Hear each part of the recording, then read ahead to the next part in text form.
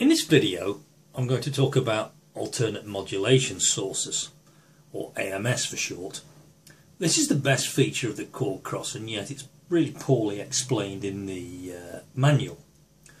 I'm going to start by explaining what AMS is, and to do this the first thing we need to do is to understand the jargon that the synth manufacturers are using. Now, any parameter, that is any setting, on the Kross can be modulated. That just means adjusted or modified. The control you use to adjust a setting and create the change is called the source. There are lots of different modulation sources.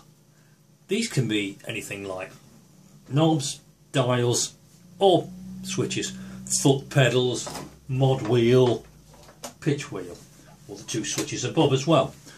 So we've got lots of different alternative modulation sources.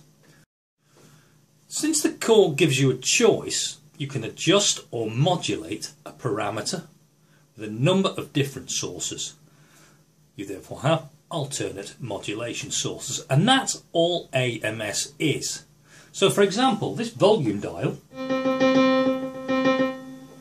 is modulating the volume parameter. In other words, it's adjusting how loud it is. Since we can also use a foot pedal, and I've got just a standard rocker foot pedal down here,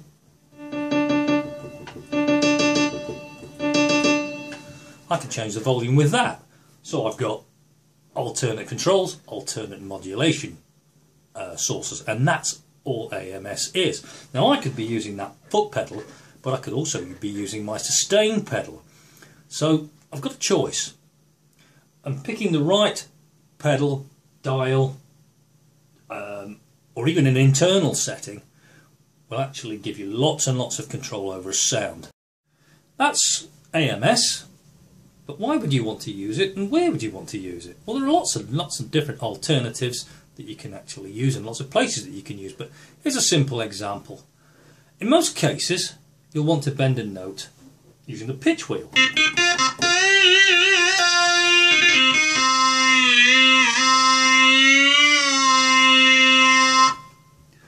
Nice and simple.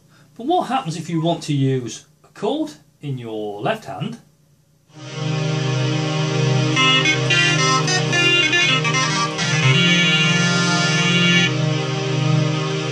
You can't use the right hand to bend at the same time, but with AMS I've set the sustain pedal so that it's going to play bends in the right hand every time I depress it. So if I play chord,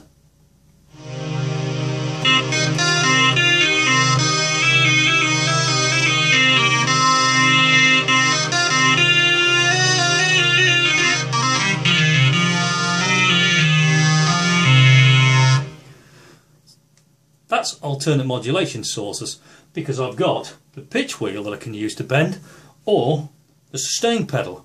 Now, I could have chosen the tempo knob, I could have chosen the foot controller, I could have even chosen one of the switches.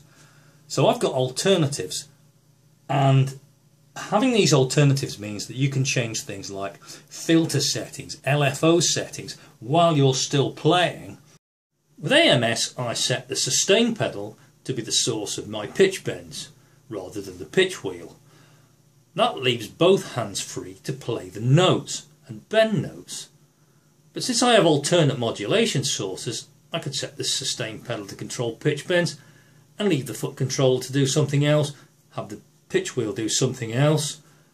I might use that to control volume, but why not use it to control a pan on a delay, or open and close a filter, speed up or slow down an LFO, or use a foot control to apply wah-wah effects or filter effects.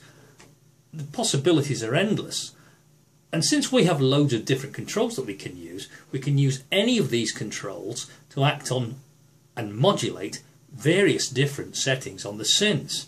We can even get one modulation source to modulate another, but that's getting a bit complicated, and we'll talk about that later. This is what can be done using AMS. Now let's look at how to do it, because that's the complicated bit. And I'm going to start with an empty user patch.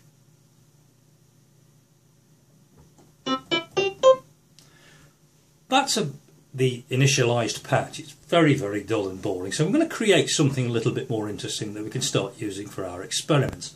I'm going to create a lead sound, and the first thing to do is to press the menu key and use the dial to toggle down to the P oscillator page.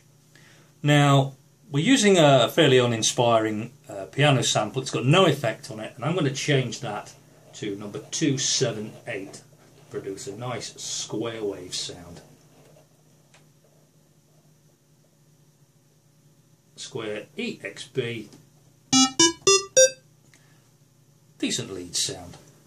I'm then going to press the menu key again, and I'm going to tab down to the PMFX. That's the master, effect master. I'm going to put some reverb on it, give it a bit of space. Now I'm going to tab down, and on effect 2, switch it on, enable it, and I'm going to use number 106, which is the plate reverb. That's my favourite reverb. I'm going to wind up the return setting to about 83, and that's return setting determines how much reverb we've actually got on the sound.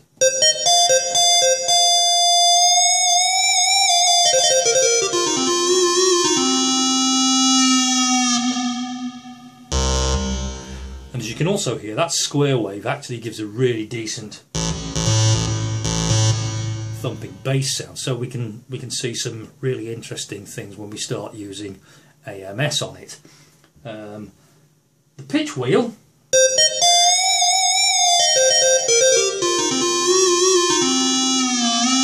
is working as normal, but the mod wheel, which normally adds vibrato, is doing nothing. That's not been assigned to any particular setting, and that's the beauty of AMS. We could use it to set the vibrato on it. We could use it to add something different. We could use it for a filter, or something like adding panning, delays, whatever we want to do with it. But I'm going to start messing with it a little bit. The first thing I'm going to introduce is the first control or modulation source. And I'm going to get working on this sound, and the source I'm going to use is the mod wheel, and I'm going to get the mod wheel to provide some vibrato, fairly obvious setting. If you use the page plus key from the P pitch page and tab over to the mod setting, if you tab down and you see the M wheel intensity, or the mod wheel intensity setting, you can set that to something like what do we want? Plus 29.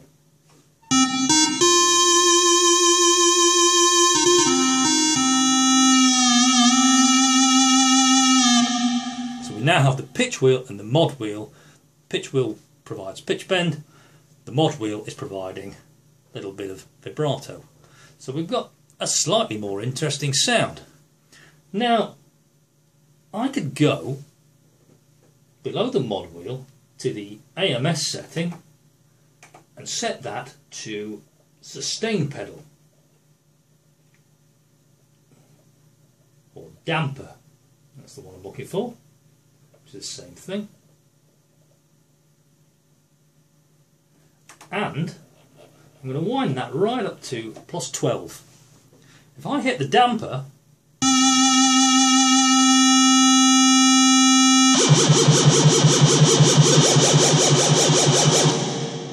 I get a really wild vibrato effect.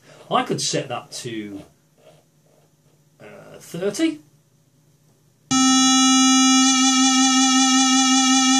As you can see, I'm not using the pitch wheel or the mod wheel to produce that vibrato. I'm using the foot pedal, the sustain pedal, to provide the vibrato. At the same time, I can do it with the mod wheel. So I've got alternative sources working. Let's set the damper to control something a bit more radical.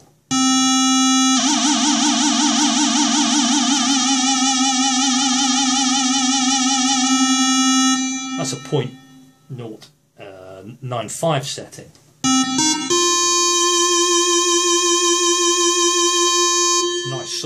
empty.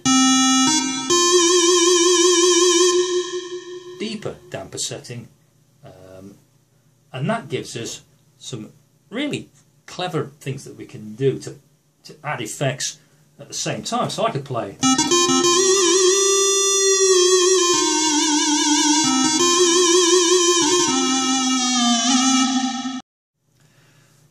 That's messing with the sustain pedal or damper, but what happens if you don't have one? Well, let's change that and we'll use the AMS setting, the tempo, and I've got a tempo knob at the end of here.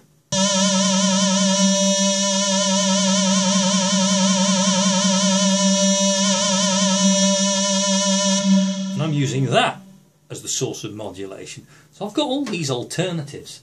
Now if I've got a sound and I can start setting different controls to control different things, I've got a hands-on and feet-on controller.